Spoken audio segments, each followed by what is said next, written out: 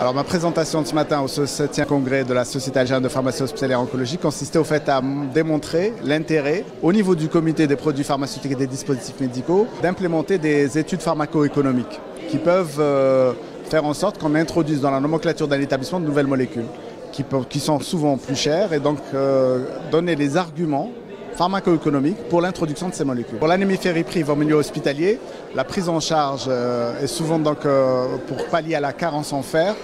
On a actuellement le traitement, j'allais dire de référence, c'est le fer saccharose. Et on a donc cette nouvelle molécule que le carboxymaltose ferrique qui coûte un peu plus cher, mais son avantage par rapport à la prise en charge, c'est qu'il a une efficacité équivalente, voire supérieure, une meilleure tolérance.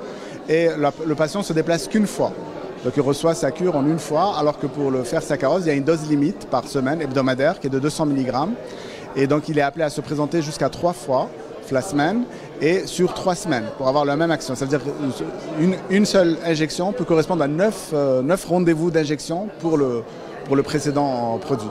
Alors il est administré par voie intraveineuse, c'est-à-dire c'est en hôpital, donc il ne peut pas être donné au dehors. Dès qu'on a le taux de fer à atteindre, on arrête et on le démarre dès qu'on constate une anémie ferriprive. Dès qu'on constate qu'on a une anémie et qu'elle est d'origine d'un déficit en fer, on peut prescrire une supplémentation en fer. Alors la présentation de ce matin a démontré qu'au fait que le coût de ce produit, même s'il est plus cher au départ, il est compensé par le fait que le patient reçoit jusqu'à 9 présentations. Donc il y a un coût pour la poche, le coût du médecin, le coût du contrôle, des bilans.